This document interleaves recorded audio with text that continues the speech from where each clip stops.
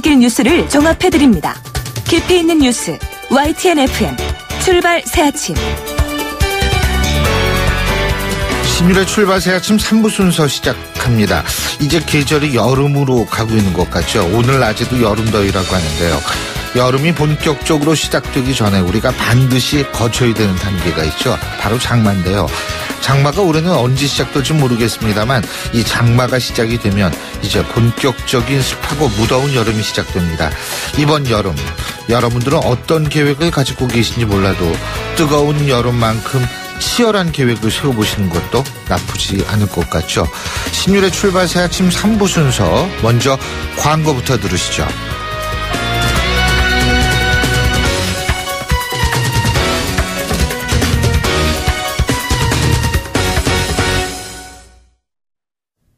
YTN 라디오 신율의 출발 새아침. 정치권이 높다 하되 출발 새아침 아래 메이로다. 나란 일을 논하는 선비들의 이야기 공간 출발 사랑방.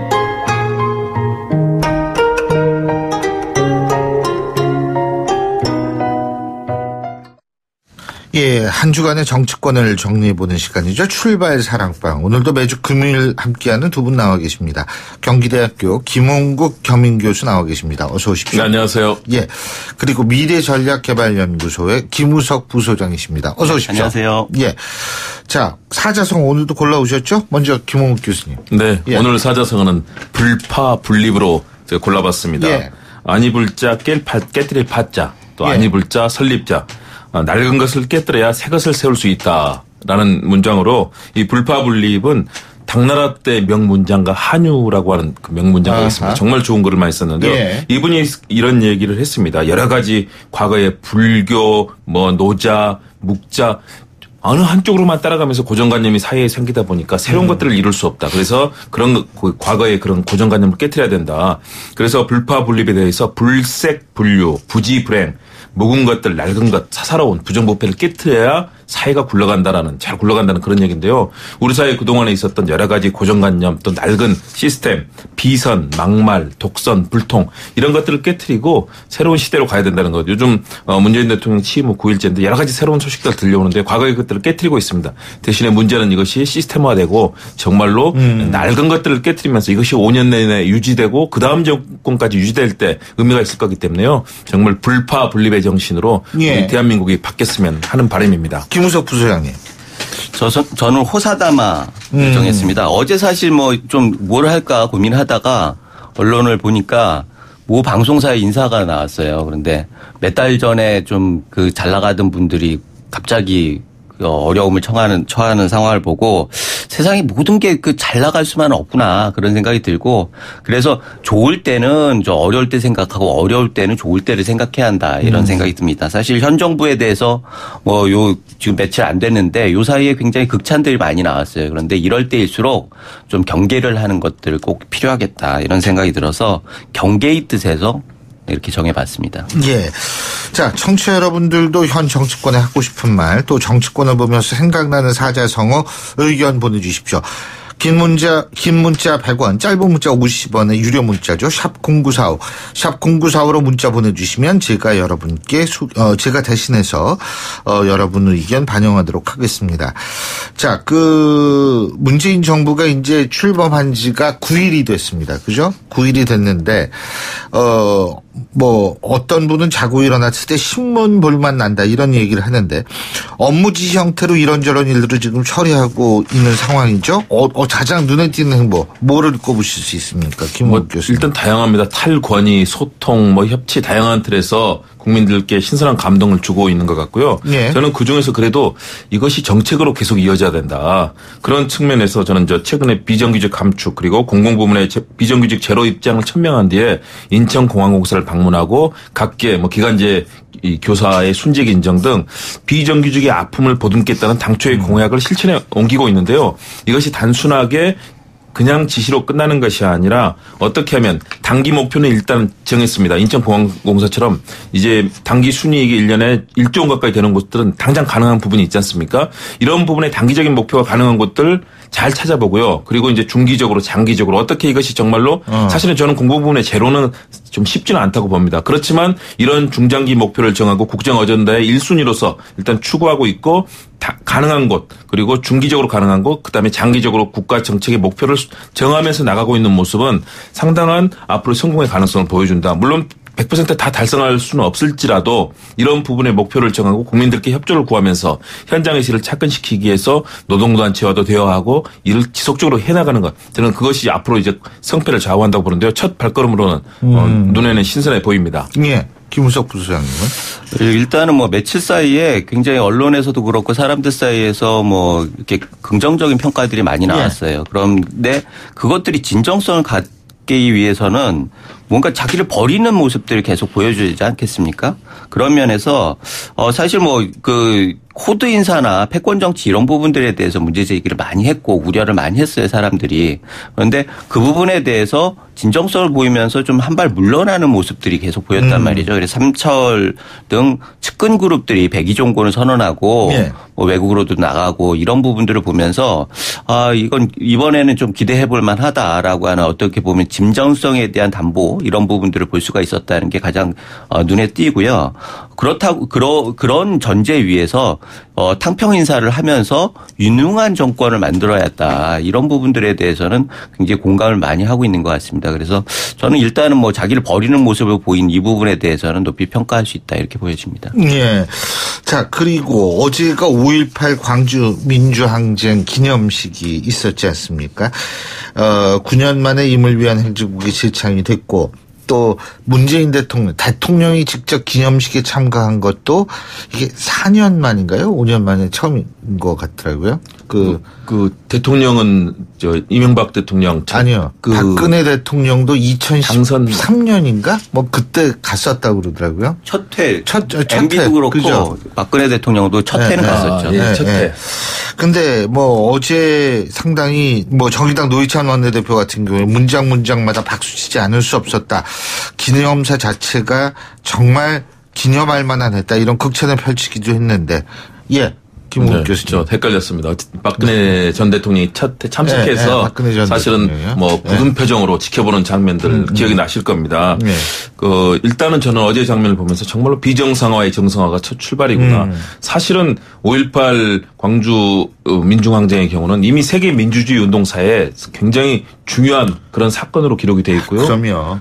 그리고 그럴 뿐더러 사실은 그동안 우리 대한민국의 민주주의가 많이 진전되어 있어서는 그분 이 영령대 희생이 있었고요. 또 그것이 촛불 집회 정신, 세계 민주주의가 배워야 된다는 한국을 배워야 된다고 했던 바로 그 출발이 광주 민주항쟁 아니겠습니까? 그런 측면에서 지금까지 뭐 재창이냐 합창이냐 이런 논란을 벌였던 것은 우리 사회가 얼마나 소모적이었던가. 사실은 그분들께 영령인들께 정말로 존경을 표하고 또 우리가 그다음에 민주주의를 잘 실천하면 되는 건데 그런 형식을 가지고 그동안 너무 논란이 있었던 것들. 사실은 대통령은 국민의 아픔을 껴안아주고 애환이라든가 고통을 안아주면서 그러면서 국민들이 함께 힘을 모을 수 있는 장을 만드는 것이 그게 대통령이 할 일 아니겠습니까? 그런데 그동안에는 어떻게 됐느냐. 그런 형식의 문제로 가지고 한때는 임을 위한 행곡을 부르지 않고 방아타령으로 연주를 하고 이런 논란이 있었지 않습니까? 결국은 많은 국민들께 가슴에 상처를 주고 결국 국민들을 서로 분리하는 그런 상황이 됐었는데요. 어제 대통령의 이 단어 하나하나 문장 하나마다 박수가 많이 나왔고요. 특히 5.18동이 아버지를 잃고 그 해에 80년에 태어났던 김소영 씨를 대통령에게서 안아주면서 많은 국민들이 감동의 눈물을 흘렸고 일부는 세상의 정부 기념식을 보고 눈물을 흘린 것은 태어나서 처음이다라고 얘기하는 분들이 많을 정도로 어제의 장면들은 그동안 해원의 장이었다. 이제는 새롭게 대한민국의 발전을 위해서 여야, 보수, 진보 다 손잡고 나가야 될 중요한 전기를 마련했다고 보여집니다. 예, 김우석 부소장님. 일단은 임을 위한 행진곡 논란 자체가 사실 비정상이었어요. 사실 이 부분에 대해서는 누르면 누를수록 그 다음에 튀어나올 때 효과가 커집니까? 그런 면에서는 어떻게 보면 어제의 그 감동은 그 과거 정부에서 좀 억제했던 것들이 효과가 있었다 이런 생각이 들고요. 이게 반면교사가 돼야 하는데 사실 억지로 무엇인가를 끌고 가려고 하는 것들은 부작용이 크다라는 겁니다. 그래서 그런 것들을 문재인 정부에서 좀 잘 확인해보고 급격하게 드라이브를 하기보다는 좀 찬찬히 다져가면서 가는 게 참 필요하다 이런 생각이 들고요. 그래서 그 다음에 뭐 헌법 개정에서 뭐 어떻게 하겠다 이런 부분들도 국민적 합의를 먼저 해가지고 좀 찬찬히 가고 그리고 단단하게 다져가면서 가는 게 지금 현 정부가 꼭 해야 할 일이 아닌가 이런 생각을 했습니다. 예.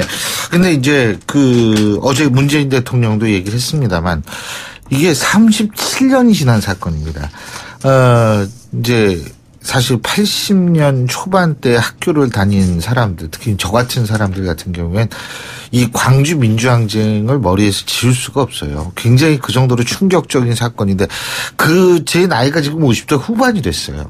그런데 지금도 진상규명이 안 됐다는 게 이게 비정상이죠, 이것도. 예? 대통령이 그래서 꼭 문재인 대통령이 하겠다고 그러는데요. 예. 그렇습니다. 사실은 진상규명은 모든 일의 첫 출발 아니겠습니까? 해결을 위해서는 진상을 명확하게 알아야 되고 왜 잘못됐는지 어떤 문제가 있었는지를 알아야 되는데 사실은 그동안의 진상규명이 명확하게 되지 않았던 부분들 과거 정부 전체를 통해서 할 수 없었던 부분도 있었지만 못한 부분에 대해서는 저는 과거 정부들이 질책을 그것은 뭐 진보 정부 보수 정부 할 것 없이 마찬가지라고 보고요.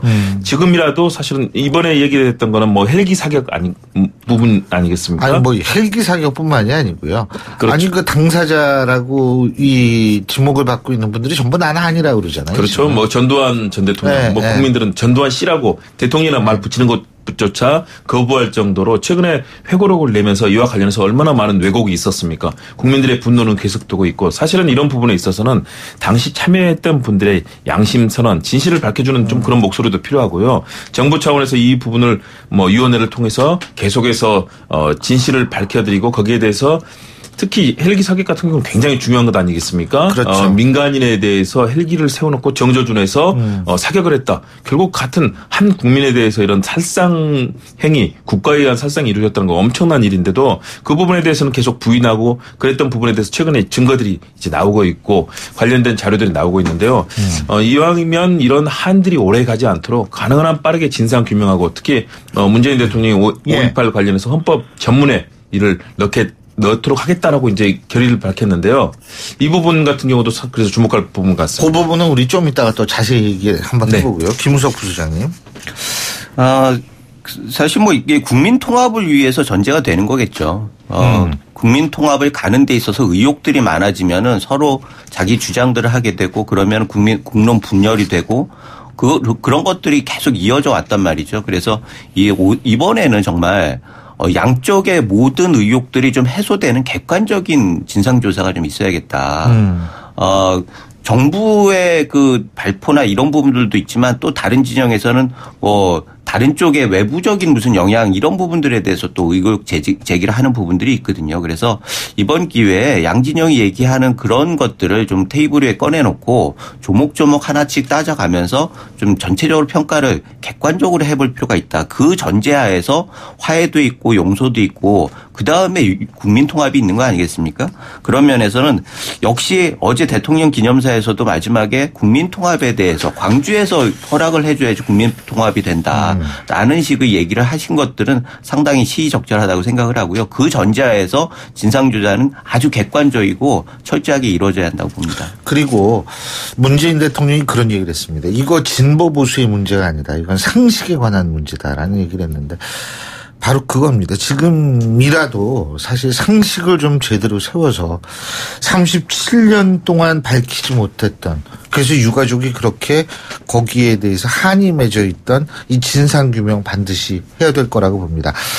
자, 여러분들이 문자 보내주고 계신데요. 8575님 5.18 관련해서 119 차량의 의전 차량도 비켜주고 5.18 유족과 슬픔을 같이 하는 모습은 기본이고 정상입니다. 지금의 대통령 행보가 뉴스거리가 되는 상황이 슬픕니다. 이제서야 지극히 정상 궤도에 올라선 느낌입니다. 이런 말씀 보내주셨고요. 5184님, 0900님, 0589님 이런 분들 많은 분들이 이 초지일관을 꼽아주고 계십니다. 자, 초지일관 지금부터 이제 계속 가라 이 얘기인데요. 자, 아까 5.18 정신을 헌법에 이 전문에 담겠다. 이것도 지극히 상식적이고 정상적인 얘기인데, 여기에서 좀 파생이 돼서 개헌해야지 담잖아요. 그렇죠. 네. 일단 내년. 근데 청와대는 이게 개헌 얘기는 아니다.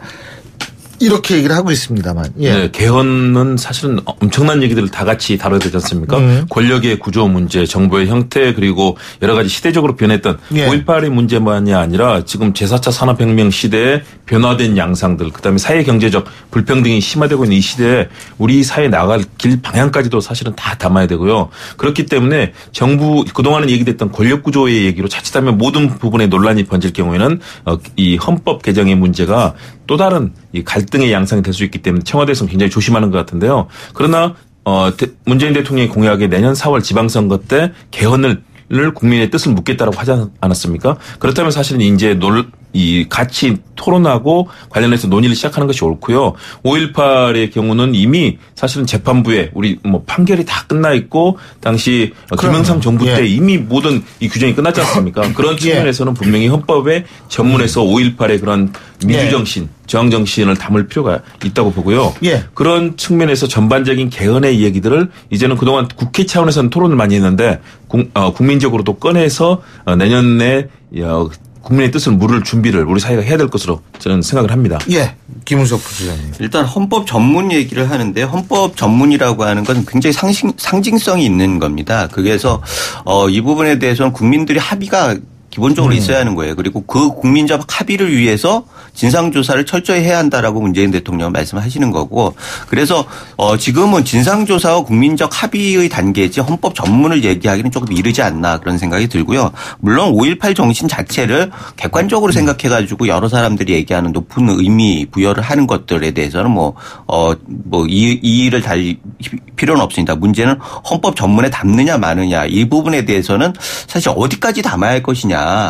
3.1운동 정신도 계승해야 하고 그러면 60이나 4.3 사건 이런 부분들도 다 담아야 하느냐라고 하는 본질적인 문제에서 접근을 해야 할 부분이지 이게 어디 지역에 가가지고 특별하게 이런 방향으로 가겠으니까 여러분들 지지를 해달라 이런 식으로 가는 그 공약 때 선거 기간 중에 있었던 그런 것들을 확인하는 정도로 가서는 지금은 아닌 것 같다 이런 생각이 들고요. 그런 면에서 진상조사가 굉장히 중요하고 개헌 말씀하셨는데 사실 대통령께서는 지금 국회에서 개헌 토기를 하고 있으니까 국회에서 주도를 하는 게 맞고 약간 그 옆에 있다가 좀 지원을 하는 그런 방향으로 스탠스를 잡으신 것 같아요.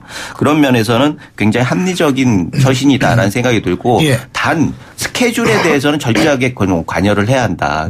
내년 지방선거에 때 국민의 뜻을 묻겠다라고 하는 공약이 있지 않습니까? 그 부분에 대해서는 철저하게 관리를 하고 스스로가 약속을 지키려는 노력을 좀 해야 한다 이런 생각이 듭니다. 자, 지금 이제 이 문재인 대통령에 관한 얘기를 했는데 야당 얘기도 좀 해야겠어요. 이 자유한국당 요새 돌아가는 걸 보면 이 벌레 얘기도 나오고요. 낯술 얘기도 나오고 지금 이러는데 이게 그러고 이제 대선 패배 책임론도 제기하는 경우가 있고 이게 결국은 당권 때문인 건지 아니면 원래 이렇게 갈등이 있는데 대선 때 잠잠해 있다가 이게 폭발해서 드러나는 건지 뭐라고 보십니까? 원래 갈등도 있었고요. 그러나 결국 당권 투쟁을 중심으로 지금 대선 패배 후유증에서 당권 다툼으로 지금 진행이 되고 있다. 왜냐하면 친박 진영 홍준표 전 후보의 경우는 미국에서 SNS 정치를 지금 매일 하고 있는데요. 그중에서 바퀴벌레처럼 숨어 있다가 스멀스멀 기어 나온다. 굉장히 사실은 강력한 비난의 톤을 썼고요. 반면에 또 이 친박 진영에서는 이 낯술 얘기를 하면서 홍 후보를 비난하고 있는 상황 아니겠습니까? 현재 흐름들을 본다면 결국은 당의 다수를 점하고 있는 친박 진영, 그중에서도 진박 이 성향의 의원들이 결국은 당권을 최소한 잡아야 향후에 내년 지방선거와 그 이유를 바라볼 수 있다는 생각을 하고 있는 것 같고요. 그런 측면에서 이 진박과 또 초선 의원들은 약간 좀 자유한국당 내에서 결이 다른 얘기를 하고 있습니다. 포용적 보수로 바뀌어야 된다. 과거 그런 방식으로 안 된다는 얘기를 하고 있고, 반면에 이제 홍준표 전 후보의 입장이 다르고 정은택 원내대표 입장도 다르고요. 현재 결은 한 3가지에서 4가지 정도의 결로 당권을 향해서, 왜냐면 7월이면 지금 시간이 얼마 안 남았습니다. 그렇기 때문에 기선을 제압하고 당권을 장악해서 향후에 자유한국당 중심을 만들어가겠다라는 생각들을 하고 있는 아주 당권 경쟁이 전면에 드러나서 치열해지고 있는 양상이다. 이렇게 평가가 됩니다. 예, 김은석 부소장. 이걸 게임으로만 볼 수 있는 거냐. 보수가 진짜 위기 아니겠습니까? 그러면은 이게 뭔가 새로운 접근과 완전히 그 환골탈퇴하는 모습들을 국민들이 기대하고 대선 민심도 사실 그런 것들이 반영됐다고 봐야 하는데 지금은 책임져야 할 사람들이 나는 책임 안 지겠으니까 당신들이 좀 책임을 지라 하고 책임을 자꾸 떠넘기는 모습으로 비춰진단 말이죠. 그래서 각 당에서 지도부가 계속 바뀌고 있는데 그 한국당에서만 유독 다 자리를 지키려고 하고 뭔가 취하려고 하고 움켜쥐려고 하고 이런 모습으로 비춰지고 있다는 거예요. 그래서 이게 당권 경쟁의 갈등 양상이냐 그렇다고 하면 나중에 옥동자가 나와야 하는데 그 과정들이 누가 나와도 옥동자가 되기 힘든 상황이라는 거죠. 지금 상황이.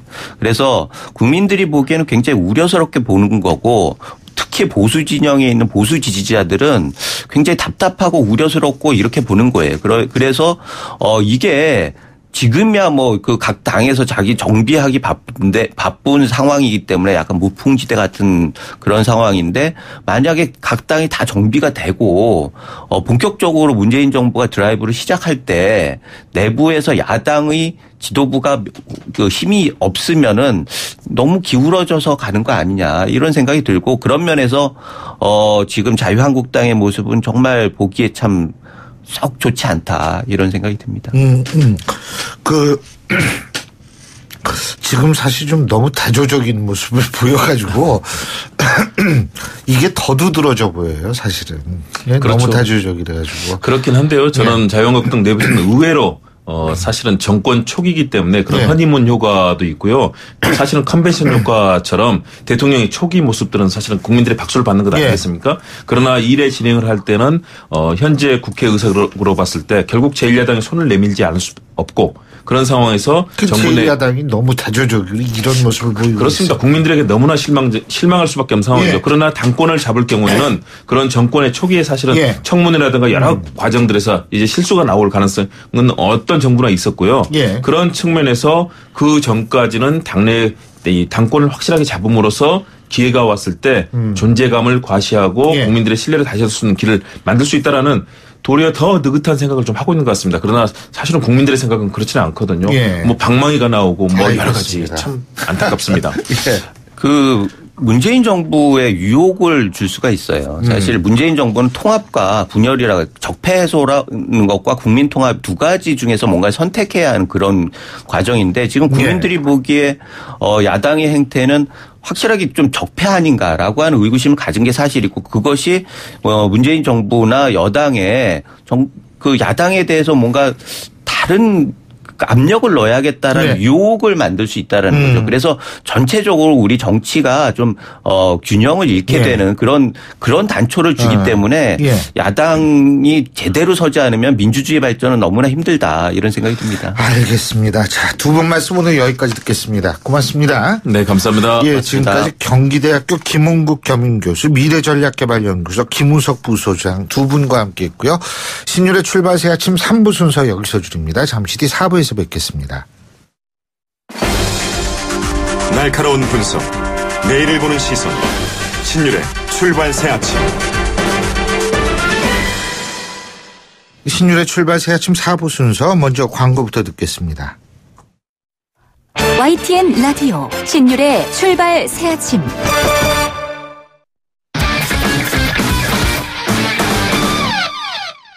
자, 스포츠 소식 알아봅니다. 최동훈 스포츠 평론가 전화 연결돼 있습니다. 안녕하십니까? 예, 안녕하세요. 피츠버그의 강정호 선수 올 시즌 메이저리그 복귀가 사실상 힘들게 됐다고 하는데 항소심에서도 징역 8개월에 집행유예 2년 이게 그대로 적용이 됐죠? 이 강정호 선수 지난해 말에 있었던 음주운전 뺑소니 사건으로 1심에서 징역 8개월, 집행유예 2년을 선고받았죠. 이 징역형을 선고받아서 이 미국 취업 비자 갱신을 거부당했습니다. 그런데 이 징역형이 아니라 이 벌금형을 선고받으면 비자를 갱신받을 수 있다는 이 가능성이 있기 때문에 항소를 했고요. 그래서 어제 이 항소심 선고 공판이 있었거든요. 이 징역형이 유지가 되면 비자 비자 발급이 불가능해져서 메이저리그에서 뛸 수 없다 이렇게 호소를 했는데 이 재판부가 원심을 그대로 인정해서 징역 8개월 집행유예 2년을 선고했습니다. 예, 그럼 어떻게 되는 거예요? 이제 아예 복귀 못하는 겁니까? 좀 복귀할 가능성이 굉장히 좀 어려워졌다라고 봐야 되겠죠. 물론 뭐 일주일 이내에 대법원에 상고할 수는 있는데 이 대법원이 뭐 잘 아시는 것처럼 이 하급 법원의 재판이 타당한지 이거를 판단하기 때문에 감형을 기대하기는 사실상 어렵고요. 그러니까 문제는 이 강정호 선수가 취업 비자를 발급받을 수 있느냐 없느냐인데 이 물론 이 피츠버그 구단도 이 강정호 선수가 취업 비자를 발급받을 수 있게 기회가 있다면 노력하겠다 이런 입장을 밝히긴 했는데 현재 미국이 이 트럼프 대통령의 반이민 정책으로 인해서 비자 발급이 어려워진 상황입니다. 때문에 강정호 선수의 메이저리그 복귀 쉽지는 않아 보입니다. 예, 그렇군요. 내일 20세 이하 월드컵 요 막을 올리죠, 그죠? 예. 지금 20세 이하 대표팀이 기니하고 개막전을 치르는 모양이죠? 예, 그렇습니다. 20세 이하 월드컵이 내일 우리나라에서 개막하게 되고요. 이번 대회에 이 24개 나라가 참가해서 조별리그를 벌이고요. 16강 토너먼트로 우승팀을 가리게 되는데 20세 이하 대표팀이 A조에서 아프리카 기니, 또 아르헨티나, 잉글랜드하고 같이 16강을 다투게 됩니다. 내일 저녁 8시입니다. 이 전주 월드컵 경기장에서 기니하고 대표팀이 조별리그 1차전 개막전으로 치르게 되고요.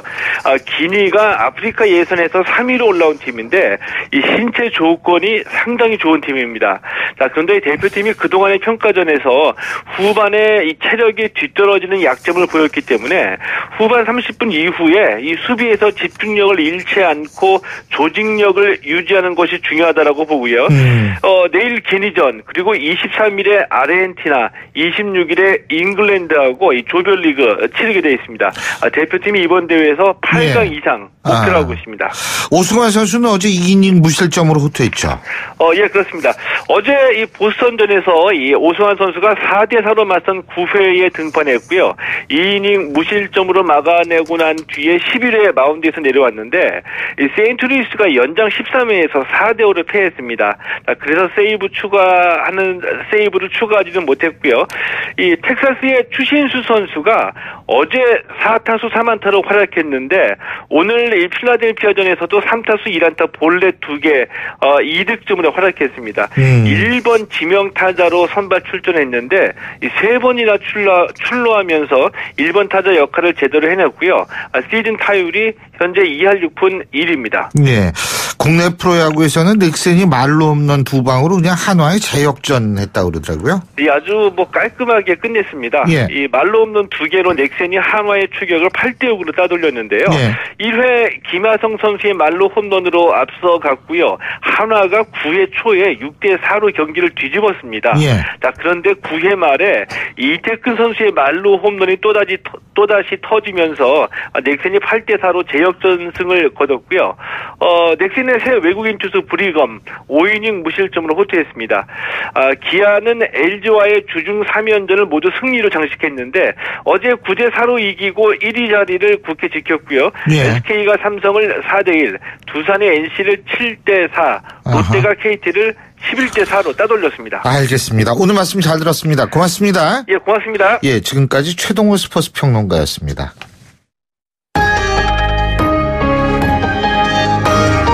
위기의 한국 경제. 하지만 해법은 있습니다. 우리 경제의 또 다른 도약을 준비하는 코너. 출발 새 아침 경제 빅 이슈.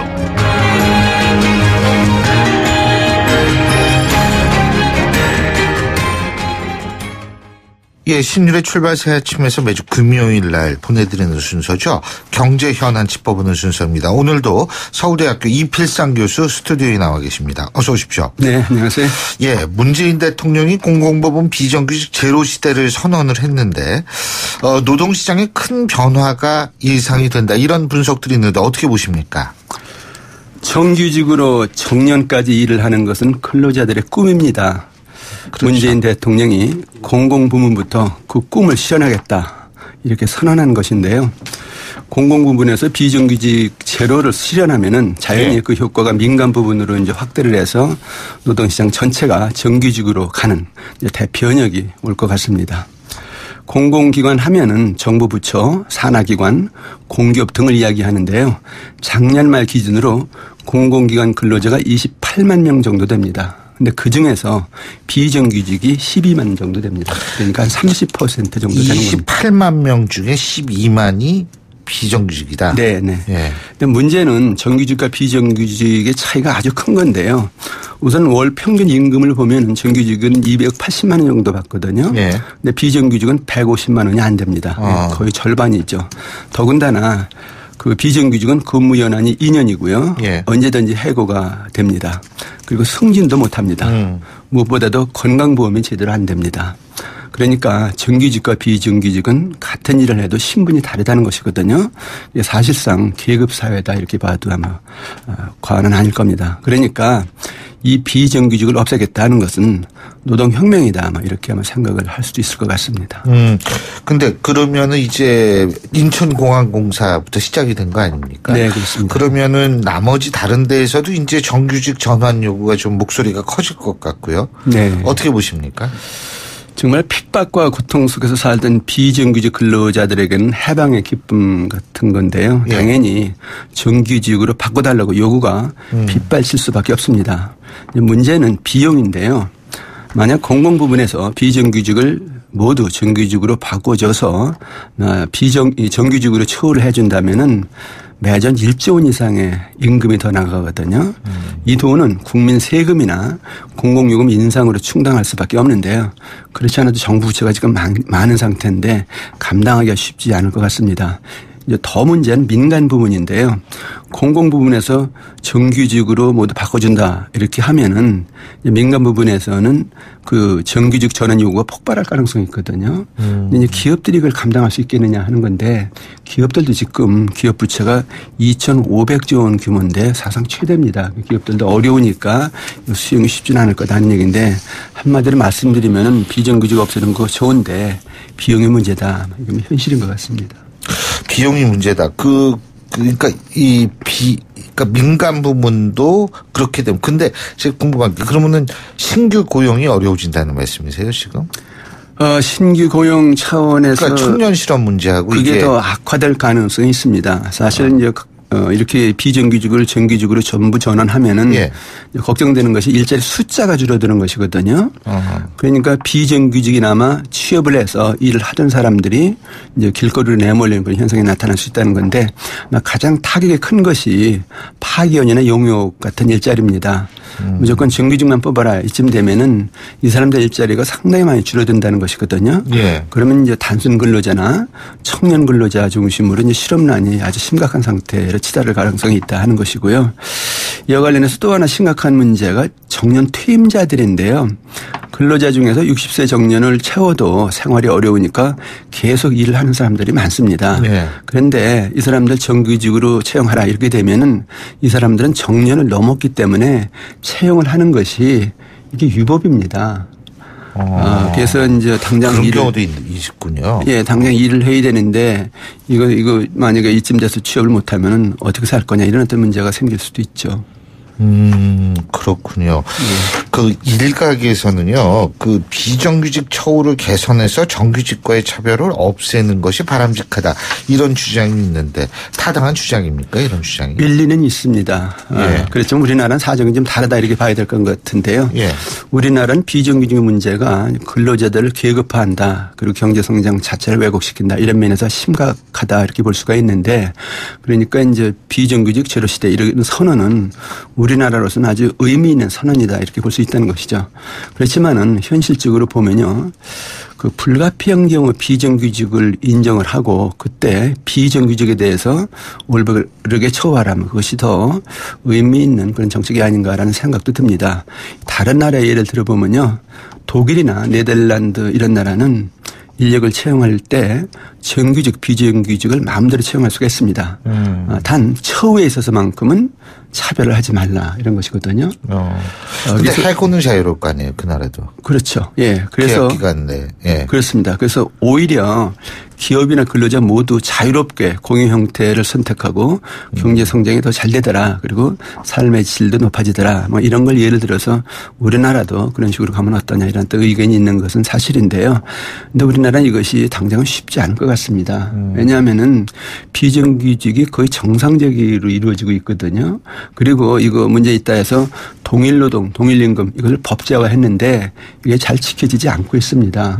근로자들이 동일노동, 동일임금 이거 지켜주세요 그러면 해고를 당하거든요. 그러니까 지금 비정규직에 차별되어 가지고 만연하고 있다 이렇게 볼 수가 있는데 그러니까 노동시장에 관한 정규직이 원칙이다 이렇게 선언을 하고 노동시장을 개혁하는 것이 올바른 길이다 이렇게 볼 수가 있는데요. 한 가지 중요한 사실은 정규직들의 고통 분담이 이제 불가피하다는 겁니다. 이제 비정규직을 정규직으로 바꾸자면 이제 엄청난 비용이 들기 때문에 특히 민간 부분에서는 뭐 기업들이 감당하기가 쉽지가 않으니까 그러니까 정규직들이 그래 고통을 나누면서 같이 일하자 이렇게 나와야 되거든요. 네.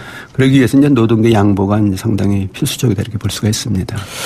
지금 새 정부가 10조 원 규모의 일자리 추경 예산의 편성을 추진하고 있는데 필요하다고 보십니까? 새 정부의 첫 번째 과제가 일자리 창출이기 때문에 10조 원 규모의 추경을 편성해서 일자리를 만들겠다. 당연히 필요하다고 볼 수밖에 없죠. 근데 이제 문제가 있는데 뭐냐면은 이게 과연 민간 부분의 일자리 창출에 마중물이 되겠느냐 하는 것이거든요. 근데 이제 소방관이나 경찰관, 복지공무원, 물론 필요한 공무원들이긴 합니다만은 이 사람들 일자리 만든다고 할 때 민간 부분에서 일자리가 많이 늘어나겠느냐에 대해서는 의문이 있다는 것이죠. 그래서 그러게 되면 세금만 이제 낭비할 수가 있다. 그래서 야당의 지금 반대가 만만치 않을 것 같습니다. 그래서 추경 바람직하긴 한데 이게 정말로 민간 부분에서 일자리가 같이 증가되게끔 그런 어떤 조치를 취하면서 하는 것이 이제 바람직하다 이렇게 볼 수가 있습니다. 끝으로 아주 간단하게 문재인 정부의 일자리 정책에 조언해 주신다면? 공공부문 81만 개 일자리 만드는 거 굉장히 좋습니다. 그렇지만 전제 조건이 있습니다. 중소벤처기업 정책 먼저 펴라. 그러니까 민간주도 일자리 만드는 그런 틀을 만들고 그다음에 공공부문 일자리 만들어라. 그래야 이제 경제가 정말 일자리를 만드는 그런 경제가 된다 이렇게 생각이 듭니다. 잘 알겠습니다. 오늘 말씀 잘 들었습니다. 고맙습니다. 네, 감사합니다. 지금까지 서울대학교 이필상 교수였고요. 신율의 출발 새 아침 금요일 순서는 여기서 모두 줄이겠습니다. 자, 여름이 시작되는 주말 같습니다. 여러분 이번 주말 잘 보내시기 바라겠고요. 전 월요일 아침 7시 15분에 다시 오겠습니다. 신율이었습니다. 고맙습니다.